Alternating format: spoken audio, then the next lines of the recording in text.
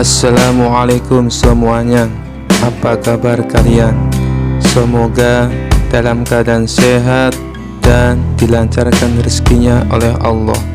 Amin ya robbal alamin. Pada suatu sore di Baghdad, datanglah seorang Habib Ba'alawi dari Hadramaut. Dengan penuh keyakinan ia berkata di depan orang banyak, "Wahai penduduk Baghdad, jika ada nabi setelah Nabi Muhammad, maka yang paling pantas tentu dari golongan kami, Ba'alawi, karena kami adalah keturunan mulia." Orang-orang pun terdiam. Ada yang setuju, ada yang ragu. Sampai akhirnya raja menoleh ke arah Abu Nawas yang sedang asik makan kurma di pojok ruangan. "Abu Nawas, bagaimana pendapatmu?" Abu Nawas pun berdiri, lalu dengan wajah serius bercampur usil, ia berkata, "Tuan Habib, memang benar keturunan mulia punya kehormatan. Tapi tahukah engkau, kenapa setelah Nabi Muhammad tidak ada nabi lagi?" Habib menjawab, "Karena syariat sudah sempurna." Abu Nawas tersenyum. "Kalau sudah sempurna, lalu apa gunanya cari nabi baru? Apakah engkau mau menambal yang sudah sempurna atau mengulang yang sudah lengkap?" Semua orang tertawa. Habib mulai gelisah, tapi tetap mencoba melawan. "Baiklah Abu Nawas, tapi seandainya ada nabi lagi, tetap golongan kamilah yang paling pantas." Abu Nawas cepat menjawab sambil melirik meja makan. "Tuan Habib, kalau memang pantas jadi nabi, coba buktikan. Bisakah engkau hidup tanpa makan nasi dan hanya dengan wahyu? Karena nabi itu hidup bukan dengan nasi, tapi dengan izin Allah. Sedangkan aku barusan lihat engkau tambah 3 piring nasi kebuli." Hadirin pun pecah tertawa. Raja hampir jatuh dari kursinya. Habib mencoba membela diri. "Aku makan karena manusiawi." Abu Nawas langsung menimpali. "Justru itu, wahai Tuan Habib, nabi memang manusia, tapi dengan tugas luar biasa. Kalau engkau masih sibuk rebutan nasi di dapur, engkau lebih pantas jadi ketua pengajian kampung, bukan jadi nabi." Seluruh majelis semakin riuh dengan gelak tawa. Akhirnya raja berkata, "Benar kata Abu Nawas, Nabi Muhammad adalah penutup para nabi. Tidak ada lagi yang pantas menggantikannya, bahkan dari keturunan mulia sekalipun." Dan Abu Nawas menutup dengan humor khasnya, "Lagi pula, kalaupun masih ada nabi setelah Nabi Muhammad, aku yang paling tidak pantas. Karena aku lebih cocok jadi nabi palsu untuk menipu para penipu."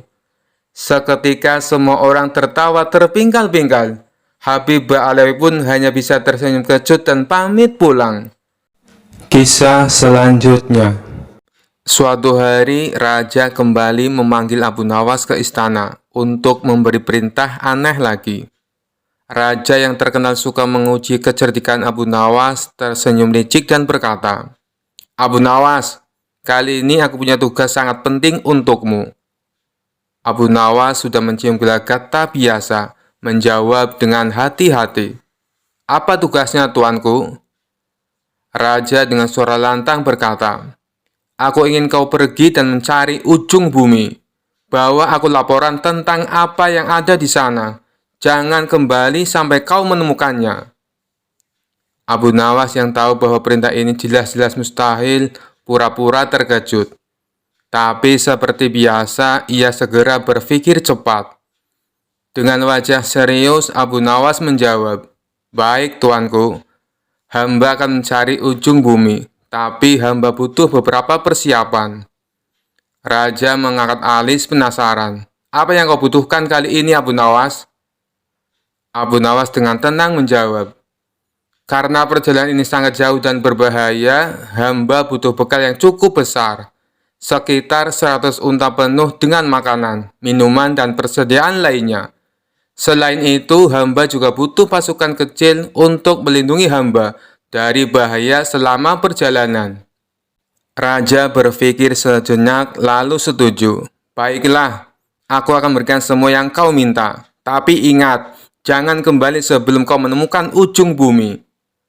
Abu Nawas tersenyum dan berjanji akan melakukan tugasnya dengan baik. Lalu ia segera memulai perjalanannya dengan 100 unta penuh bekal dan pasukan kecil yang menyertainya. Selama beberapa minggu, Abu Nawas dan rombongannya berkeliling kota, berpura-pura sedang dalam perjalanan jauh. Setiap hari, ia dan pasukannya beristirahat, makan enak, dan menikmati hidup. Sementara orang-orang di kota berpikir Abu Nawas sedang melakukan perjalanan untuk mencari ujung bumi. Setelah beberapa waktu, Abu Nawas merasa cukup. Ia lalu memerintahkan pasukannya untuk kembali ke istana. Saat tiba di depan raja, Abu Nawas melaporkan dengan penuh kepercayaan diri. "Tuanku, hamba telah pergi mencari ujung bumi, dan hamba punya kabar penting." Raja yang sangat penasaran bertanya, "Apa yang kau temukan, Abu Nawas? Apakah kau menemukan ujung bumi?" Abu Nawas mengangguk serius dan menjawab, "Benar, tuanku. Hamba telah menemukannya. Ternyata ujung bumi itu adalah tempat di mana langit dan bumi bertemu, tepat di pintu gerbang istana ini." Raja tercengang mendengar jawaban itu. "Apa maksudmu, Abu Nawas?" Dengan cerdik, Abu Nawas menjelaskan, "Setelah perjalanan jauh, hamba menyadari bahwa setiap kali kita berjalan lebih jauh, bumi tampaknya tak berujung. Tapi ketika hamba kembali ke istana ini, hamba menyadari bahwa semua perjalanan berakhir di sini, tempat di mana Tuanku berkuasa. Inilah ujung bumi, karena di sini segala sesuatu bermula dan berakhir." Raja terdiam sejenak, berpikir keras. Ia tahu Abu Nawas sedang bermain-main dengan logika, tapi jawaban itu sangat masuk akal dan filosofis. Akhirnya, Raja tertawa terbahak-bahak dan berkata, "Abu Nawas, kau memang tak pernah gagal membuatku kagum. Kau telah melaksanakan tugasmu dengan baik. Ujung bumi memang berada di sini, di bawah kekuasaanku." Semua orang istana ikut tertawa, sementara Abu Nawas tersenyum puas. Sekali lagi ia berhasil keluar dari tugas mustahil dengan cara yang cerdik dan kocak, membuat raja tak bisa berkata apa-apa selain tertawa. Kisah selanjutnya. Dikisahkan suatu hari yang cerah di kota Baghdad, Raja Harun al-Rasyid duduk di istananya, merenungi keajaiban-keajaiban dunia. Salah satu hal yang membuatnya penasaran adalah air Zam-Zam, yang konon tidak pernah habis meski diminum oleh jutaan orang setiap tahun. Untuk mencari jawaban, dia memanggil Abu Nawas yang terkenal dengan kecerdasan dan humornya. Ketika Abu Nawas tiba di istana, Raja langsung bertanya, "Abu Nawas, aku ingin tahu, mengapa air Zam-Zam tidak pernah habis, meski diminum oleh begitu banyak orang setiap tahun?" Abu Nawas kemudian berkata, "Wahai Baginda, izinkan saya menjelaskan dengan cara yang sedikit berbeda." Raja dan seluruh hadirin tertarik dan mendekat untuk mendengar penjelasan Abu Nawas. Abu Nawas memulai ceritanya. "Suatu hari, saya bermimpi bertemu dengan seorang malaikat di sebuah taman yang indah. Malaikat itu bertanya kepada saya, 'Abu Nawas, tahukah kamu mengapa air Zam-Zam tidak pernah habis?' Saya menjawab, 'Mungkin itu karena ada sumur ajaib di bawahnya.'" Kerumunan tertawa kecil menikmati analogi Abu Nawas yang unik. Abu Nawas melanjutkan, "Malaikat itu tersenyum dan berkata, 'Bayangkan, ada sebuah sumur yang diisi ulang oleh tangan-tangan gaib setiap kali airnya diambil. Apakah kamu tahu siapa yang mengisi ulang sumur itu?' Saya menjawab, 'Mungkin para jin.' Malaikat itu tertawa dan berkata, 'Tidak, Abu Nawas, bukan para jin, tapi Allah yang Maha Kuasa.' Penduduk desa tertawa terbahak-bahak membayangkan jin-jin sibuk mengisi ulang sumur. Abu Nawas kemudian berkata dengan nada lebih serius namun tetap humoris. Malaikat itu melanjutkan, "Air Zam-Zam adalah salah satu keajaiban Allah. Allah menjaga agar air itu tidak pernah habis, meskipun diminum oleh jutaan orang setiap tahun." Raja mengangguk, mulai memahami analogi Abu Nawas. Abu Nawas melanjutkan dengan nada penuh humor. Tiba-tiba di tengah taman muncul seorang penjual es krim.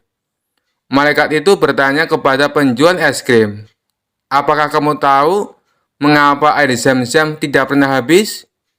Penjual es krim menjawab, "Mungkin karena aku belum pernah mencobanya untuk membuat es krim." Malaikat itu tertawa dan berkata, "Cobalah, mungkin kamu akan menemukan resep es krim paling ajaib di dunia." Kerumunan tertawa terbahak-bahak, bahkan beberapa orang sampai memegangi perut mereka. Raja Harun al-Rasyid tertawa dan terhibur oleh penjelasan cerdik Abu Nawas. Raja kemudian bertanya, "Jadi Abu Nawas, apakah ada penjelasan lain mengapa air zam-zam tidak pernah habis?" Abu Nawas menjawab dengan bijak, "Air zam-zam adalah salah satu tanda kebesaran Allah. Dengan kuasanya, Allah menjaga air itu tetap ada untuk memenuhi kebutuhan para hambanya yang datang dari seluruh penjuru dunia. Ini adalah salah satu bentuk kasih sayang Allah kepada umat manusia." Kerumunan kembali tertawa dan bertepuk tangan, terkesan oleh kebijaksanaan dan humor Abu Nawas. Abu Nawas menutup dengan sebuah nasihat, "Ingatlah sahabat-sahabatku, bahwa di balik setiap keajaiban ada kebesaran dan kuasa Allah yang Maha Kuasa. Air zam-zam adalah salah satu bukti kasih sayang dan perhatian Allah kepada kita semua. Jadi, minumlah dengan penuh syukur dan keimanan." Kisah selanjutnya. Suatu sore, Abu Nawas sedang duduk santai di depan rumahnya sambil menikmati teh hangat. Tiba-tiba seorang cendekiawan yang sombong datang mendekatinya. Cendekiawan ini terkenal suka mempertanyakan segala sesuatu dengan cara yang aneh. Cendekiawan berkata, "Abu Nawas, aku ingin tahu pandanganmu. Katanya engkau orang yang cerdas. Jadi aku ingin menanyakan satu hal padamu." Abu Nawas yang sudah merasa ada yang aneh dari nada bicara si cendekiawan tersenyum dan menanggapinya dengan tenang. "Oh, tentu. Apa pertanyaannya?" tantang Abu Nawas.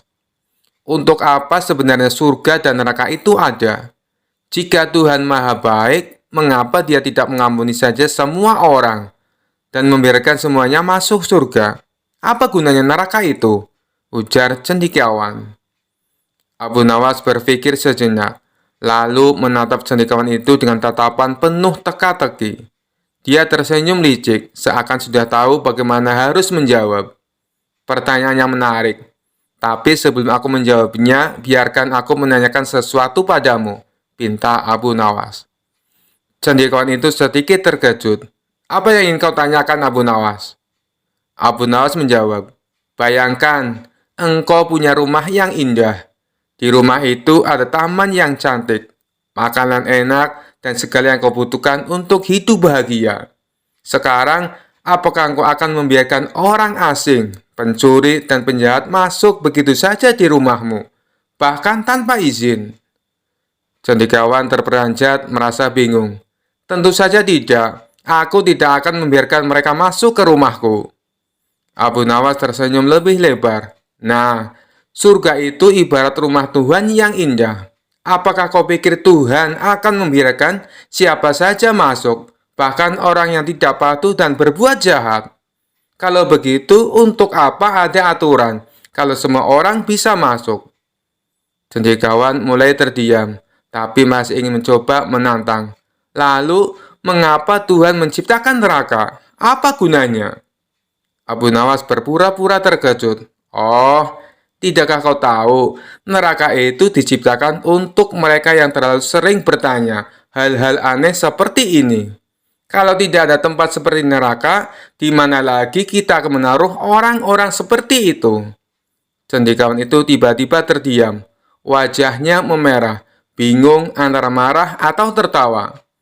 Sementara Abu Nawas tertawa keras, puas dengan jawabannya yang kocak tapi penuh makna.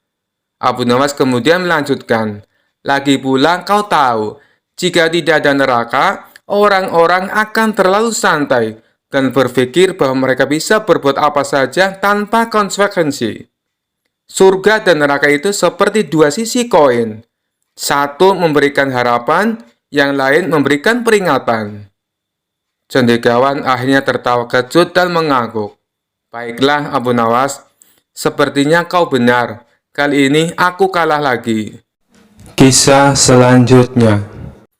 Dikisahkan suatu malam yang sunyi, Abu Nawas sedang duduk di rumahnya sambil membaca buku dengan tenang. Tiba-tiba angin dingin berhembus masuk ke dalam rumah, dan sekejap ruangan itu berubah menjadi gelap gulita. Ketika Abu Nawas mencoba mencari lilin, sebuah suara berat dan menggelegar terdengar dari sudut ruangan. Abu Nawas, aku datang untuk bertamu. Abu Nawas yang sebenarnya cukup terbiasa dengan hal-hal aneh, tetap tenang dan menyalakan lilin. Di hadapannya berdirilah sosok jin tinggi besar dengan wajah menyeramkan dan mata menyala merah. Oh, tamu dari dunia lain. Apa keperluanmu datang ke rumahku di tengah malam begini? Tanya Abu Nawas dengan santai sambil menyeruput tehnya. Jin itu terkejut melihat Abu Nawas tidak takut. Aku datang karena mendengar kau adalah manusia paling cerdas di negeri ini. Aku ingin menguji kecerdasanmu. Abu Nawas tersenyum kecil. Baiklah, silakan uji aku. Tapi sebelum itu, tamu harus menghormati tuan rumah. Duduklah dulu, kita minum teh bersama. Jin itu meskipun merasa aneh, akhirnya menurut. Ia duduk, tapi karena tubuhnya terlalu besar, kursi yang didudukinya langsung hancur. Abu Nawas tertawa kecil.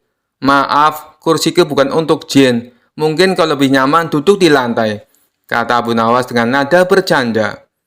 Setelah duduk di lantai, jin itu berkata, Abu Nawas, aku akan memberikanmu 3 pertanyaan. Jika kau bisa menjawab semuanya, aku akan memberimu hadiah. Tapi jika kau gagal, aku akan mengambil jiwamu. Abu Nawas mengangguk santai. Baiklah, aku siap. Apa pertanyaan pertamamu? Jin itu berpikir sejenak, lalu bertanya, apa yang lebih cepat dari angin? Abu Nawas tersenyum, kemudian menjawab, pikiran. Pikiran bisa pergi kemana saja dalam sekejap, bahkan lebih cepat dari angin. Jin itu mengangguk terkesan. Jawabanmu benar. Sekarang pertanyaan kedua. Apa yang lebih berat dari gunung? Tanpa ragu, Abu Nawas menjawab, tanggung jawab. Tanggung jawab bisa sangat berat hingga membuat orang merasa tertekan lebih dari beban gunung. Jin itu mulai khawatir. Ia menyadari bahwa Abu Nawas benar-benar pintar. Baiklah, pertanyaan terakhir. Apa yang lebih tajam dari pedang? Abu Nawas tersenyum lebar. Lidah. Dengan lidah, orang bisa melukai hati lebih dalam daripada luka pedang. Jin itu terdiam. Semua jawaban Abu Nawas benar. Tunggu dulu, kata Abu Nawas. Sekarang giliranku mengujimu. Jika kau gagal menjawab, kau harus memberiku hadiah. Jin itu yang merasa percaya diri setuju. Baiklah, tanyakan apa saja. Abu Nawas bertanya, apa yang ada di hadapanmu tapi tak bisa kau lihat? Jin itu berpikir keras tapi tidak menemukan jawaban. Ia akhirnya menyerah. Apa jawabannya? Abu Nawas tertawa. Udara. Udara ada di hadapan kita tapi tak terlihat. Jin itu kesal tapi tidak bisa menyangkal. Sesuai perjanjian, ia memberikan Abu Nawas sekantong emas sebagai hadiah. Abu Nawas, kau memang manusia cerdas dan licik. Tapi aku akan kembali suatu hari nanti, kata jin itu sambil menghilang. Kisah selanjutnya. Pada suatu hari, raja mendengar bahwa ada seorang ulama besar di negeri seberang yang melakukan tapa atau bertapa dengan cara merendam diri di sungai. Raja sangat terkesan dan penasaran, lalu memanggil Abu Nawas ke istana. Abu Nawas, kata raja, aku dengar ulama besar di negeri seberang melakukan tapa rendam di sungai selama berhari-hari untuk mendapatkan pencerahan. Aku ingin kau melakukan hal yang sama. Tunjukkan bahwa kau juga mampu bertapa seperti itu. Abu Nawas yang terkenal cerdik tentu saja merasa ini adalah perintah yang aneh dan berat. Namun ia tidak mungkin menolak perintah raja. Ia berpikir sejenak, lalu tersenyum dan berkata, baik, tuanku, hamba akan melaksanakan perintah tuanku dengan penuh dedikasi. Hamba akan melakukan tapa rendam di kali besok pagi. Keesokan harinya, Abu Nawas pergi ke sungai. ditemani oleh para pengawal raja yang ingin memastikan bahwa ia benar-benar melakukan tapa rendam. Namun seperti biasa, Abu Nawas sudah menyiapkan rencananya yang cerdik. Sampai di sungai, Abu Nawas mulai bersiap-siap. Ia mengambil sepotong tikar dan membawa makanan ringan serta minuman hangat. Pengawal yang melihat itu kebingungan dan bertanya, "Apa yang kau lakukan, Abu Nawas? Bukankah kau harus berendam di sungai?" Abu Nawas dengan tenang menjawab, "Tenang saja, aku tahu apa yang kulakukan." Lalu dengan gerakan dramatis, Abu Nawas menggulung celana hingga lutut, berjalan ke tepi sungai, dan duduk di atas batu yang berada tepat di tepi sungai. Air sungai hanya menyentuh sedikit kakinya, dan ia duduk santai di sana sambil meminum teh hangat dan makan cemilan. Pengawal pun terkejut. "Abu Nawas, ini bukan tapa rendam. Kau harus masuk ke dalam air, bukan duduk santai di tepi sungai." Abu Nawas tersenyum tenang dan menjawab, "Kalian tidak mengerti esensi dari tapa rendam. Yang penting adalah hatiku yang tenggelam dalam kedalaman makna, bukan tubuhku. Jika hati sudah meresapi air sungai, seluruh jiwa dan tubuhku sudah berendam di dalamnya." Pengawal pun bingung mendengar penjelasan aneh itu, tapi mereka tak bisa membantah logika licik Abu Nawas. Setelah beberapa jam duduk santai, Abu Nawas kemudian pulang ke istana dan melapor kepada raja. "Tuanku, hamba sudah melaksanakan tapa rendam seperti yang diperintahkan." Raja yang penasaran bertanya, "Bagaimana perasaanmu setelah bertapa, Abu Nawas? Apakah kau mendapatkan pencerahan?" Abu Nawas dengan wajah penuh kebijaksanaan menjawab, "Tuanku, hamba mendapatkan pencerahan yang luar biasa. Hamba sadar bahwa tak perlu seluruh tubuh hamba tenggelam di air untuk mencapai pencerahan. Cukup dengan merendam kaki dan minum teh. Hati hamba sudah bersatu dengan alam." Raja yang awalnya ingin marah karena merasa Abu Nawas bermain-main, akhirnya tertawa terbahak-bahak. "Abu Nawas, kau memang selalu punya cara untuk keluar dari situasi sulit dengan akal cerdikmu. Baiklah, aku terhibur dengan caramu bertapa." Abu Nawas pun tersenyum lebar, senang karena sekali lagi ia berhasil menjalankan perintah raja dengan saran yang cerdik dan lucu. Semua orang di istana pun tertawa mendengar kisah Abu Nawas dan tapa rendamnya yang tidak biasa. Kisah selanjutnya. Dikisahkan ada 3 orang yang cukup terkenal cerdik dan pandai berkeliling negeri untuk menantang adu pintar dengan siapapun. Pada hari yang ketiga, orang itu memasuki kampung Abu Nawas. Penduduk sepakat untuk menghadapi ketiga orang itu, maka mereka sodorkan si cerdik Abu Nawas. "Saya yakin Abu Nawas bisa mengatasi 3 orang itu," ujar salah seorang penduduk. Singkat cerita, Abu Nawas akhirnya setuju menghadapi orang itu. Adu kepintaran antara Abu Nawas dan ketiga orang itu diadakan di tengah lapangan, sehingga masyarakat bisa menonton. Setelah waktu yang ditentukan tiba, maka berkumpullah para penduduk setempat. Abu Nawas tampak santai, acara pun segera dimulai. Masing-masing kontestan memperkenalkan diri masing-masing. Sebagai penghormatan, juri mempersilahkan 3 orang itu untuk bertanya kepada Abu Nawas. Ketiga orang itu sangat senang mendapat kesempatan bertanya lebih dulu. Maka dengan congkaknya orang pertama bertanya kepada Abu Nawas, "Di mana sebenarnya pusat bumi ini, wahai Abu Nawas yang tolol?" Abu Nawas tersenyum simpul dibilang tolol. Si cerdik ini menjawab, "Itu sih gampang." "Kalau begitu di mana?" desak orang itu. "Tepat di bawah telapak kaki saya, saudari yang budiman," ujar Abu Nawas dengan senyum mengembang sembari merapalkan kakinya dan sedikit membungkuk. Jawaban Abu Nawas itu membuat orang kedua tidak terima. Ia langsung berkata dengan keras, "Bagaimana saudara bisa membuktikan hal itu? Jika kalian tidak percaya atas jawabanku, ukur saja sendiri," jawab Abu Nawas enteng.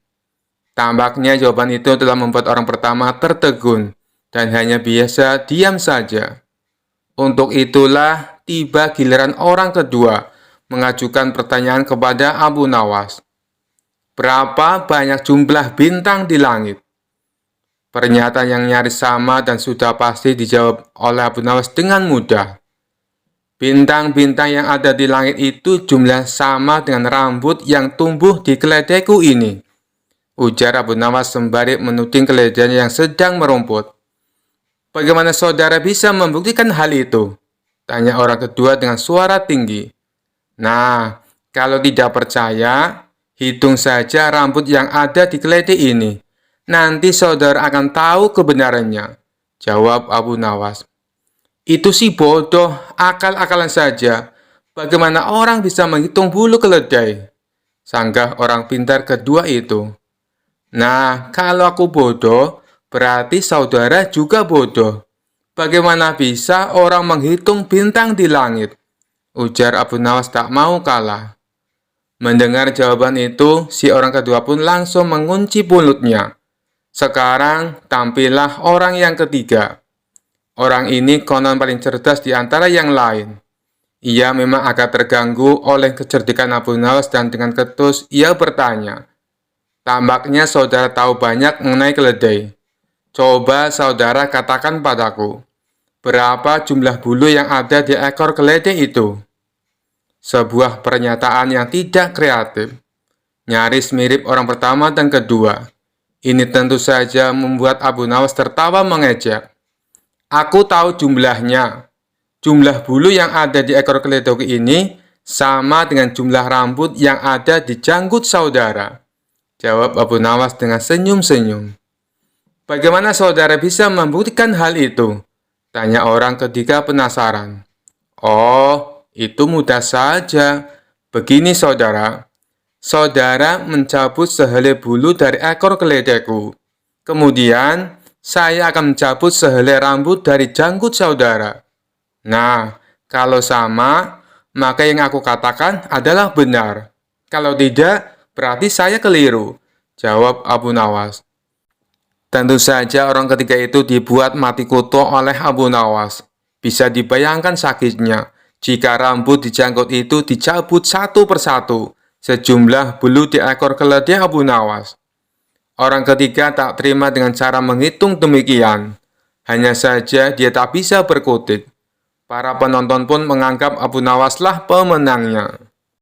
Kisah selanjutnya. Dikisahkan pada suatu hari, Abu Nawas sedang berjalan-jalan di pasar. Ia melihat sebuah kios kecil dengan papan bertuliskan tukang servis radio, dijamin beres, jika tidak uang kembali. Abu Nawas berhenti sejenak, membaca tulisan itu dengan seksama, lalu tersenyum lebar. Ia berpikir untuk menguji keahlian tukang servis tersebut. Abu Nawas pulang ke rumah dan mencari sesuatu. Ia menemukan sebuah kotak kayu tua yang bentuknya mirip radio. Dengan sedikit kreativitas, ia menambahkan beberapa tombol palsu dari kayu dan sebuah antena bengkok. Kotak itu kini terlihat seperti radio tua yang sudah rusak. Ia membawa radio itu ke kios tukang servis. Assalamualaikum, sapa Abu Nawas. Waalaikumsalam, Tuan. Silakan, ada yang perlu saya perbaiki? Jawab si tukang servis dengan ramah. Abu Nawas menyerahkan radio itu sambil berkata, radio ini sudah lama tidak menyala. Tolong perbaiki agar kembali berfungsi dengan baik. Tukang servis menerima radio itu, memperhatikan sebentar lalu bertanya, ini radio jenis apa ya? Kok kelihatannya unik sekali? Abu Nawas menjawab dengan serius, ini radio keluaran kuno, warisan nenek moyangku. Tetapi kalau kau berhasil memperbaikinya, aku akan memberimu bayaran ekstra. Tukang servis mulai membongkar radio tersebut. Ia memeriksa antena, tombol-tombol, dan bagian dalamnya. Namun semakin ia memeriksa, semakin bingung. Karena radio itu ternyata hanyalah kotak kayu kosong. Tuan, ini bukan radio, ini hanya kotak kayu, seru tukang servis. Abu Nawas menggeleng sambil tersenyum. Tidak mungkin, itu radio keluarga kami yang sangat berharga. Kalau kau bisa memperbaikinya, aku minta uangku kembali sesuai jaminan di papanmu. Tukang servis terdiam. Ia tak ingin kalah, lalu ia berkata, baiklah Tuan, Beri aku waktu 1 hari untuk memperbaiki radio ini. Keesokan harinya, Abu Nawas datang kembali. Tukang servis menyerahkan radio itu sambil berkata, "Ini sudah selesai, Tuan. Saya berhasil memperbaikinya." Abu Nawas terkejut. "Bagaimana mungkin? Apa yang kau lakukan?" Tukang servis menjawab sambil tersenyum. "Saya memasang kembali semua komponen yang rusak, membersihkan antena dan menyelaraskan tombol-tombolnya. Sekarang radio ini dalam kondisi terbaik." Abu Nawas memeriksa radio itu lalu berkata, "Tapi kenapa tidak ada suara apapun?" Tukang servis menjawab, "Karena radio ini jenis kuno, Tuan. Radio ini hanya menyala jika pemiliknya bernyanyi sendiri. Silakan coba." Abu Nawas tertawa terbahak-bahak. Ia mengakui kecerdikan tukang servis tersebut. "Baiklah, kau menang kali ini. Ini bayaranmu dan tambahan uang ekstra seperti janjiku." Tukang servis tersenyum puas, sementara Abu Nawas pulang dengan hati lega, meskipun ia tidak berhasil menjebak tukang servis yang cerdik tersebut. Sejak saat itu, mereka berdua menjadi sahabat baik dan sering berbagi cerita lucu. Kisah selanjutnya.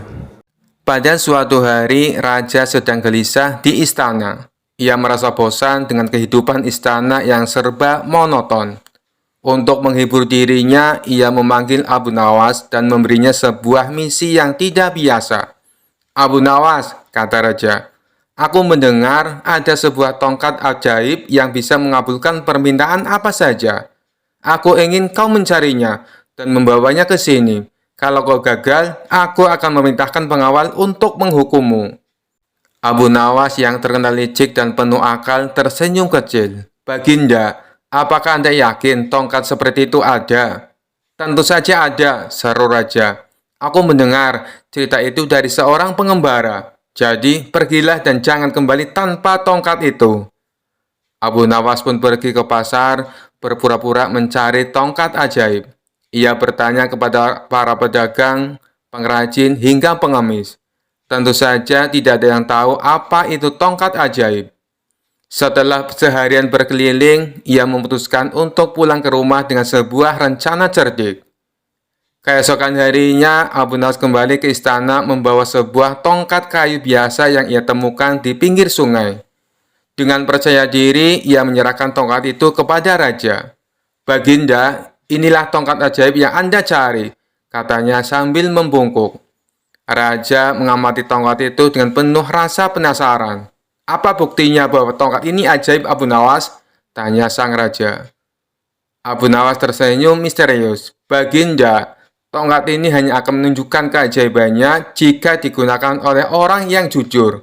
Cobalah Baginda, mintalah sesuatu dan tongkat ini akan mewujudkannya." Raja yang merasa dirinya sangat jujur segera mengangkat tongkat itu. Ia pun berkata, "Aku ingin tongkat ini memberiku sekantong emas." Tentu saja tidak ada yang terjadi. Raja mulai curiga. "Kenapa tidak terjadi apa-apa, Abu Nawas?" Abu Nawas dengan tenang menjawab, "Baginda, mungkin Anda perlu meningkatkan kejujuran Anda terlebih dahulu." Raja merah padam, tapi ia tidak mau menunjukkan rasa malunya. Ia menyerahkan tongkat itu kepada para menterinya untuk dicoba. Setiap menteri yang mencoba tongkat itu gagal menggunakannya. "Ini aneh. Tongkat ini tidak bekerja untuk siapapun," seru sang raja. Akhirnya, raja kembali memanggil Abu Nawas. "Abu Nawas, apa kau berani mengatakan bahwa aku dan para menteriku tidak jujur?" Abu Nawas tersenyum lebar. "Oh tidak, Baginda. Saya hanya ingin menunjukkan bahwa tidak ada yang benar-benar sempurna di dunia ini, termasuk tongkat ajaib. Karena itu, lebih baik kita saling memperbaiki diri daripada bergantung pada benda-benda ajaib." Raja terdiam, lalu tertawa terbahak-bahak. "Abu Nawas, kau benar-benar licik. Kau berhasil mengelabui aku lagi. Baiklah, aku akan membiarkanmu pergi kali ini." Abu Nawas membungkuk sambil berkata, "Terima kasih, Baginda. Jika Baginda butuh tongkat ajaib lagi, saya akan mencarinya di tempat yang lebih jauh." Seisi istana pun tertawa mendengar jawaban Abu Nawas. Sementara raja hanya bisa menggeleng-gelengkan kepala, kagum dengan kecerdikannya. Kisah selanjutnya. Suatu hari, Abu Nawas terlibat dalam sebuah perdebatan dengan seorang Yahudi yang cerdas dan suka berargumen. Orang Yahudi itu terkenal sering mengajukan pertanyaan-pertanyaan sulit untuk menguji kepercayaan orang lain. Kali ini ia memutuskan untuk menantang Abu Nawas dalam sebuah perdebatan tentang keberadaan siksa kubur. Yahudi itu mendatangi Abu Nawas dengan senyum sinis dan langsung bertanya, "Abu Nawas, kau ini terkenal cerdik, tapi aku ingin tahu apakah kau bisa menjawab pertanyaanku. Apakah benar siksa kubur itu ada? Bagaimana bisa ada sesuatu setelah mati, padahal tubuh sudah tidak hidup lagi?" Abu Nawas yang tenang seperti biasa tersenyum dan membalas, "Tentu saja siksa kubur itu ada, wahai sahabatku. Hanya karena kita tidak bisa melihatnya dengan mata kepala sendiri, bukan berarti itu tidak ada." Yahudi itu tertawa kecil dan berkata, "Kau hanya mengikuti keyakinan buta, Abu Nawas. Buktikan padaku bahwa siksa kubur itu ada. Karena selama ini aku belum pernah mendengar seseorang keluar dari kuburnya dan memberitahu bahwa dia mengalami siksa." Abu Nawas mengelus jenggotnya, berpikir sejenak lalu berkata dengan nada serius, "Baiklah, kalau kau ingin bukti, aku akan memberimu bukti sekarang juga. Tapi aku butuh bantuanmu sedikit." Yahudi itu penasaran dan setuju. "Baik, aku siap membantumu, Abu Nawas. Apa yang harus kulakukan?" Abu Nawas lalu menunjuk sebidang tanah di dekatnya dan berkata, "Pertama-tama, kita harus menggali lubang kecil. Kau akan masuk ke dalamnya, dan aku akan menutupmu dengan tanah sejenak. Kemudian, aku akan bertanya apakah kau merasakan sesuatu. Jika kau merasakan apapun, mungkin itu bisa menjadi bukti bahwa siksa kubur itu memang ada." Yahudi itu tertawa terbahak-bahak mendengar ide Abu Nawas. "Abu Nawas, kau ini benar-benar lucu. Aku tidak merasakan apa-apa, karena aku masih hidup." "Baiklah, mari kita coba." Mereka pun mulai menggali sebuah lubang kecil. Setelah selesai, Yahudi itu dengan percaya diri masuk ke dalam lubang tersebut. Dan Abu Nawas menutupinya dengan tanah hingga hanya kepala sendiri yang terlihat. Orang-orang yang melihat kejadian itu mulai berkerumun, penasaran apa yang akan dilakukan Abu Nawas selanjutnya. Setelah Yahudi itu berada di dalam lubang, Abu Nawas berdiri di sampingnya, kemudian berkata, "Nah, bagaimana rasanya? Kau merasa nyaman di dalam sana?" Yahudi itu tertawa sambil berkata, "Tentu saja, ini hanya lubang biasa. Aku tidak merasakan apa-apa." Abu Nawas tersenyum licik dan dengan tiba-tiba berteriak keras, "Wahai para pengawal, bawa air keranjang dan tikus tanah." Pengawal yang kebingungan mengikuti perintah Abu Nawas langsung bergegas. Mendengar perintah aneh itu, Yahudi yang tadinya tertawa-tawa mulai merasa cemas.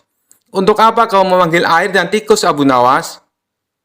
Dengan wajah tenang, Abu Nawas menjawab, "Oh, aku hanya ingin memberikan sedikit hiburan untukmu di dalam lubang itu. Kita akan siramkan air dingin supaya kau merasakan sensasi beku. Dan tikus-tikus tanah ini akan menggali di sekitarmu. Mungkin mereka akan berusaha mengunyah sepatumu juga." Mendengar penjelasan itu, Yahudi itu langsung pucat dan mulai merasa tidak nyaman. "Hai Abu Nawas, aku bercanda. Keluarkan aku dari sini. Aku tidak mau ada air dingin atau tikus tanah." Abu Nawas pura-pura terkejut. "Oh, kau takut? Tapi bukankah tadi kau berkata bahwa kau tidak merasakan apa-apa di dalam lubang? Mengapa tiba-tiba kau khawatir?" Yahudi itu mulai panik. "Abu Nawas, keluarkan aku dari sini sekarang. Aku minta maaf telah menantangmu. Aku tidak mau merasakan apapun di dalam kubur ini, bahkan tikus sekalipun." Abu Nawas tertawa kecil, lalu segera mengangkat Yahudi itu keluar dari lubang. Setelah keluar, Yahudi itu tampak kebingungan, tapi juga merasa lega. Abu Nawas menepuk bahu Yahudi itu sambil berkata, "Kau lihat sahabatku, bahkan di lubang kecil itu, ketika aku menyebutkan tentang siksa kecil seperti air dingin dan tikus, kau sudah mulai takut. Padahal itu bukan siksa kubur yang sebenarnya. Bayangkan jika kau berada di dalam kubur yang sesungguhnya dan merasakan siksa yang tidak bisa kau bayangkan. Yahudi itu terdiam, merenungi kata-kata Abu Nawas. Ia akhirnya menyadari bahwa ada banyak hal yang tidak bisa dijelaskan dengan logika sederhana. Dan rasa takut yang ia alami tadi menjadi bukti bahwa sesuatu yang tak terlihat memang bisa nyata adanya. Baiklah Abu Nawas, kata Yahudi itu dengan wajah serius. Kau menang kali ini. Aku belajar satu hal penting hari ini. Kadang sesuatu yang tidak terlihat justru lebih menakutkan daripada yang bisa kita lihat. Abu Nawas tersenyum dan menjawab, betul sekali sahabatku, bukan hanya mata yang menjadi saksi kebenaran, tapi juga hati dan perasaan. Semoga kau mendapatkan pelajaran dari pengalaman ini. Kisah selanjutnya. Abu Nawas dikenal sebagai penyair dan juga sosok jenaka yang penuh dengan kecerdasan. Sejak tinggal di Baghdad, Abu Nawas memiliki hubungan kedekatan dengan Baginda Raja Harun al-Rasyid, karena dirinya sering memberikan solusi kenegaraan bagi Baginda Raja. Akan tetapi hari itu sebuah pemandangan langka terjadi. Abu Nawas datang istana kerajaan tanpa mendapat undangan dari Baginda Raja terlebih dahulu. Oh, ternyata engkau datang juga. Kebetulan, aku memang sudah kangen ingin bertemu denganmu Abu Nawas, kata Baginda Raja tanpa basa-basi. Mendengar perkataan rajanya itu, Abu Nawas menjadi senang bukan kepalang. Karena memang diketahui hubungan mereka belakangan ini sedang dekat-dekatnya. Wahai Baginda, kali ini apa yang mesti hamba lakukan? Tanya Abu Nawas. Tidak ada, sergah Baginda Raja. Sebentar dulu, ujar Baginda Raja yang kemudian beranjak dari tempat duduknya. Begitu kembali, Baginda Raja sudah berganti pakaian yang sederhana layaknya rakyat biasa.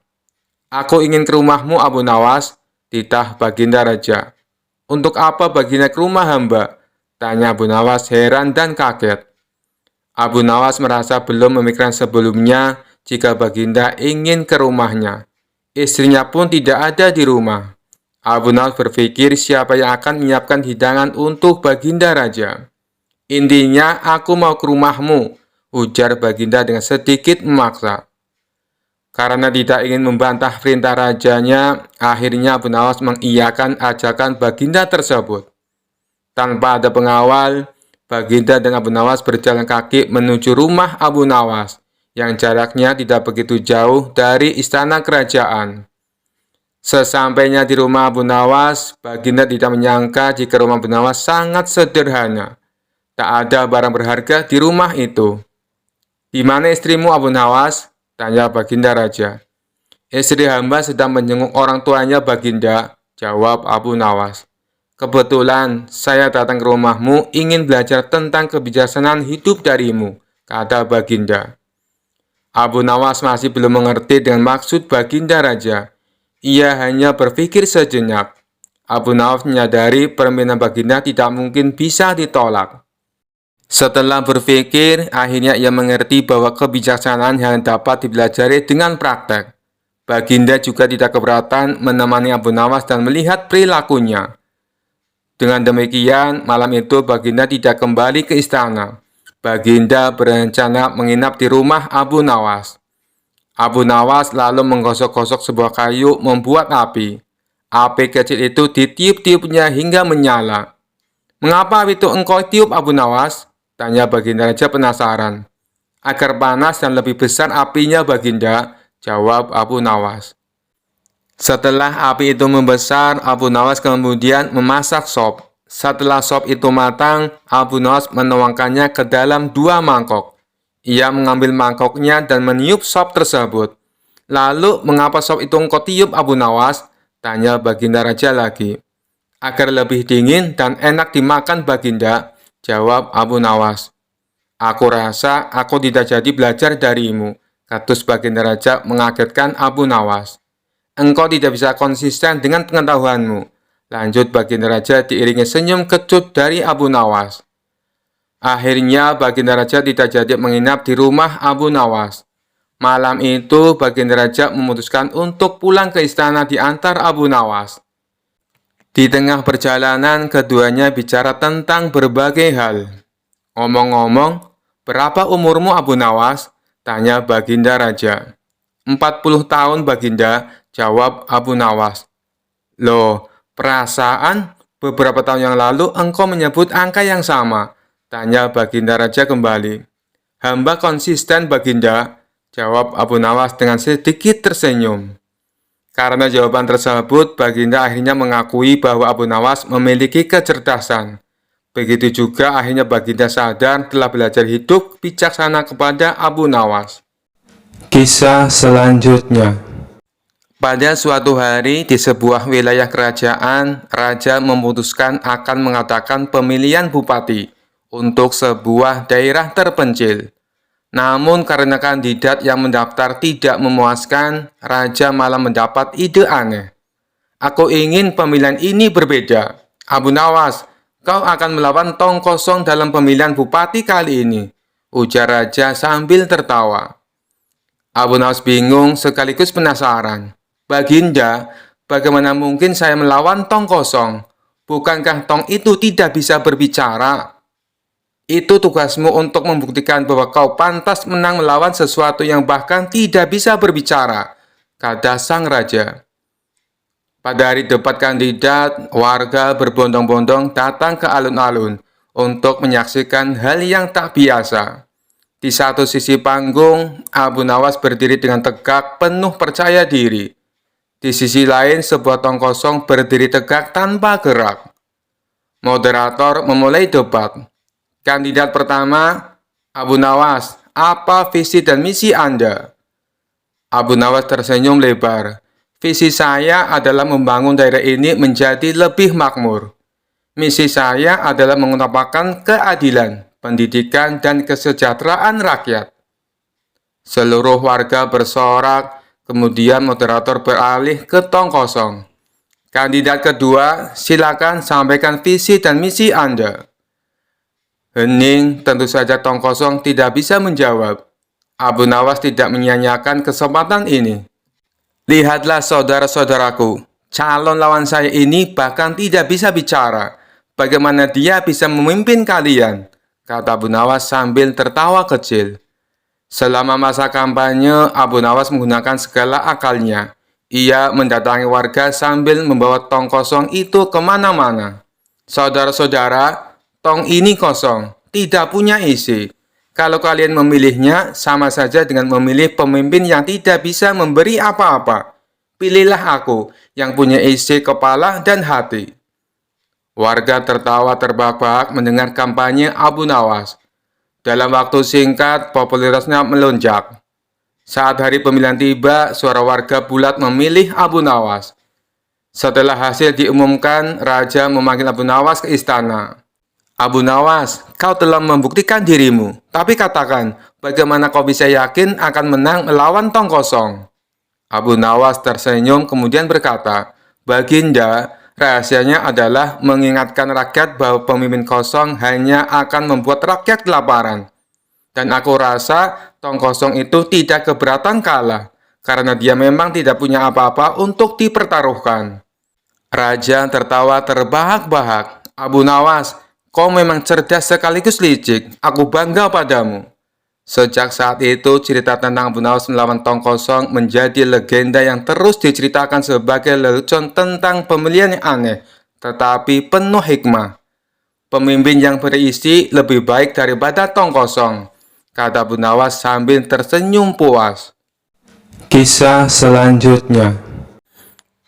Diceritakan ada seorang musafir datang ke istana menemui Baginda Raja. Ia mengaku punya sebuah teka-teki yang tidak pernah terpecahkan oleh siapapun.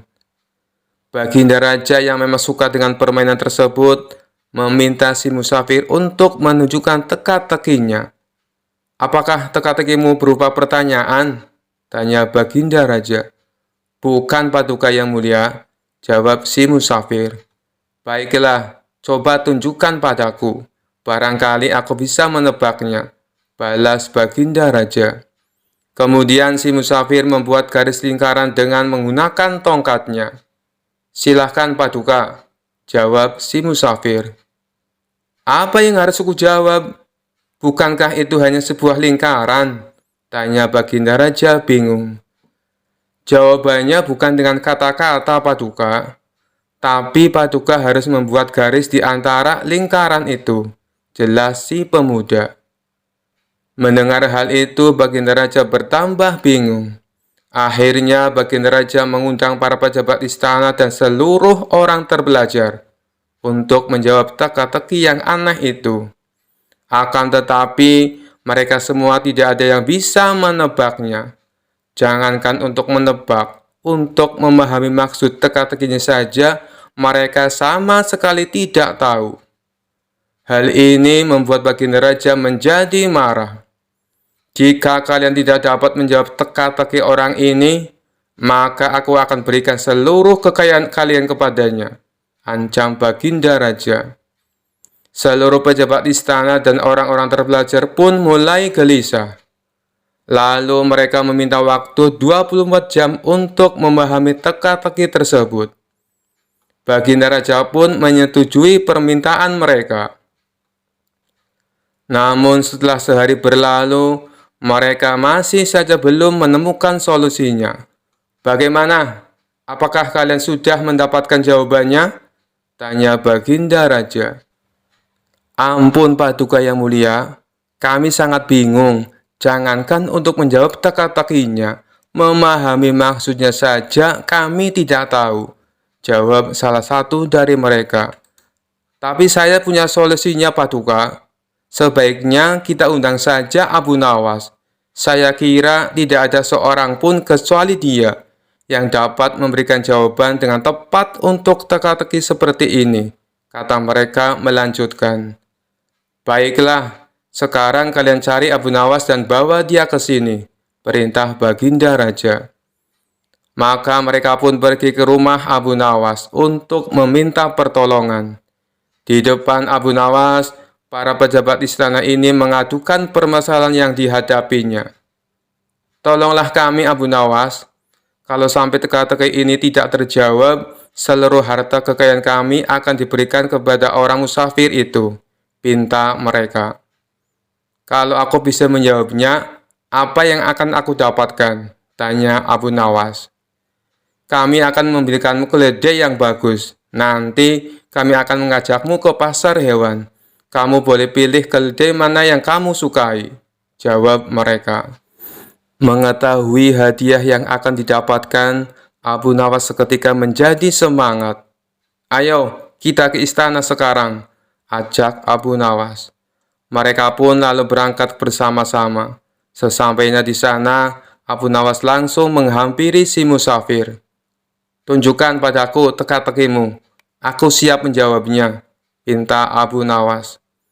Orang musafir itu segera membuat garis lingkaran dengan tongkatnya. Kemudian menatap Abu Nawas. Tanpa ragu-ragu, Abu Nawas menarik sebuah garis di tengah-tengah lingkaran dan membelahnya menjadi dua. Lalu si musafir membuat garis lingkaran lainnya. Kali ini, Abu Nawas menjawabnya dengan membuat garis dan membelahnya menjadi 4 bagian sama rata. Kemudian Abu Nawas berkata kepada si musafir sambil menunjukkan satu bagian. Satu bagian ini adalah tanah, dan 3 bagian lainnya adalah air. Mendengar perkataan tersebut, musafir itu tahu bahwa Abu Nawas memahami maksudnya. Ia pun memuji kecerdasan Abu Nawas di hadapan Baginda Raja dan para menteri di istana. Akan tetapi, tidak berhenti sampai di situ. Si musafir meletakkan punggung tangannya di atas lantai, dengan jari-jarinya menunjuk ke arah langit. Abu Nawas pun melakukan sebaliknya. Ia meletakkan jari-jarinya ke tanah dan punggung tangannya di atas. Untuk kedua kalinya si musafir memuji Abu Nawas. Lalu ia berkata kepada Baginda Raja, Paduka Raja harusnya bangga memiliki orang pandai seperti dia. Baginda Raja menjawab, Aku sungguh bingung dan tidak tahu maksudnya dengan teka-teki yang kau berikan dan jawaban yang Abu Nawas berikan. Kemudian si musafir menjelaskan, Begini Paduka yang mulia, aku menggambar sebuah lingkaran, Maksudku adalah menunjukkan bahwa bumi adalah bulat. Abu Nawas lalu menjawabnya dengan membelah garis lingkaran itu menjadi dua bagian. Dia hendak menunjukkan padaku bahwa dia juga percaya bahwa bumi itu memang bulat. Makanya dia membelahnya menjadi dua bagian untuk menunjukkan arah utara dan selatan. Dan garis lingkaran yang aku buat kedua kalinya, Abu Nawas lalu membelahnya menjadi 4 bagian. Dia juga mengatakan padaku, satu bagian adalah tanah, dan 3 bagiannya adalah air. Apa yang dikatakan Abu Nawas adalah benar. Dan sewaktu saya meletakkan punggung tangan di atas lantai, dengan jari-jarinya menunjukkan arah langit, maksudku adalah untuk menunjukkan pertanyaan tentang tanaman yang tumbuh dan bagaimana tanaman itu bisa tumbuh. Lalu dijawab oleh Abu Nawas. Dia meletakkan jari-jarinya menghadap ke bawah lantai dengan punggung tangannya di atas. Maksudnya adalah dia ingin menunjukkan bahwa jawabannya adalah hujan dan sinar matahari. Setelah mendengar penjelasan tersebut, Baginda Raja tak habis pikir. Seumur-umur aku baru tahu teka-teki itu. Ini sangat membingungkan tapi penuh makna dan sama sekali tak terpikirkan olehku. Hanya orang-orang tertentu saja yang bisa menjawabnya, ujar Baginda Raja. Oleh karena itulah, Paduka semestinya bangga. Di negeri Paduka ada orang cerdas seperti Abu Nawas, timpal si musafir. Karena salut dengan kecerdasan Abu Nawas, Baginda Raja memberinya hadiah berupa pundi-pundi uang. Sementara para pejabat istana yang terselamatkan oleh Abu Nawas mengucapkan terima kasih dan memberikannya seekor keledai. Kisah selanjutnya. Dikisahkan Abu Nawas kerap kali mendapat hadiah berupa pundi-pundi uang yang banyak dari Baginda Raja karena selalu berhasil memecahkan kasus-kasus yang rumit. Rupanya hal ini mengundang rasa iri dengki oleh sebagian hakim istana yang berjumlah 5 orang. Mereka beralasan bahwa menangani kasus sudah jadi pekerjaan para hakim, bukan tugasnya Abu Nawas. Kelima hakim tersebut lalu berkumpul untuk membahas masalah ini. Enak saja Abu Nawas, dia mendapat hadiah yang seharusnya jadi milik kita, kata salah satu dari mereka. Benar, ini tak boleh dibiarkan. Ayo, kita ajukan protes kepada Baginda Raja, sahut yang lainnya. Maka kelima hakim ini menghadap Baginda Raja dan menyatakan keberatannya. Mendengar keluhan mereka, Baginda Raja menanggapinya dengan bijak. Kalian kan sudah mendapat gaji tiap bulannya, sedangkan Abu Nawas tidak mendapatkan. Jadi wajar kalau aku memberinya hadiah. Itu sebagai rasa terima kasih karena telah membantu menyelesaikan masalah, tutur Baginda Raja. Tapi itu kan seharusnya sudah menjadi tugas kami. Kenapa Paduka berikan kepada Abu Nawas? Protes salah satu hakim. Saya tahu kalian orang pintar dan berpendidikan. Tapi kasus yang aku percayakan pada Abu Nawas butuh kecerdasan dan kebijaksanaan, terang Baginda Raja. Soal kebijaksanaan, kami juga bisa Paduka yang mulia, ujar mereka. Karena mereka bersikukuh dengan pendiriannya, akhirnya Baginda Raja membuat sebuah tantangan. Baiklah, akan saya uji kalian dengan kasus yang sederhana. Jika kalian bisa memecahkannya, saya tidak akan lagi meminta bantuan Abu Nawas, kata Baginda Raja. Kemudian Baginda Raja perintahkan pelayan untuk membawakan papan tulis. Lalu di papan tulis tersebut Baginda Raja menggambar garis dengan panjang 100 cm. Sekarang, masing-masing dari kalian maju dan perpendek garis ini, perintah Baginda Raja. Hakim pertama maju ke depan, Ia menghapus 20 cm dari garis itu, dan kini menjadi 80 cm. Selanjutnya, Baginda Raja mempersilahkan hakim kedua untuk melakukan hal yang sama. Ia pun menghapus garis sepanjang 20 cm, dan garis tersebut kini menjadi 60 cm. Hakim ketiga dan hakim keempat pun maju ke depan. Mereka berdua melakukan hal yang sama, hingga garis itu tinggal 20 cm. Tibalah giliran hakim yang kelima. Ia terlihat kebingungan, tak tahu harus bagaimana. Kemudian Baginda Raja bertanya, "Apakah engkau akan melakukan hal yang sama seperti kawanmu? Kalau demikian, garisnya akan hilang. Padahal yang aku minta perpendek garisnya, bukan menghilangkan garisnya. Tapi kalau hanya menghapus 10 cm, berarti kau telah berbuat tidak adil, karena keempat kawanmu menghapus 20 cm. Lalu, bagaimana caramu memecahkan masalah ini? Kalau engkau kebingungan, silakan kamu tanya pada keempat kawanmu," ujar Baginda Raja. Kelima hakim tersebut mulai berpikir keras untuk mencari solusinya. Setelah sekian lama berpikir, mereka tak kunjung mendapatkan jawaban. "Ampun Paduka yang mulia, kami tidak tahu cara memecahkan masalah ini," kata mereka. "Baiklah, kalau kalian sudah menyerah, maka aku akan panggil Abu Nawas kemari." Singkat cerita, datanglah Abu Nawas. Ia lalu diperintah Baginda Raja untuk menyelesaikan masalah yang diberikan kepada 5 hakim tersebut. Tanpa pikir panjang, Abu Nawas langsung melaksanakan perintah Baginda Raja.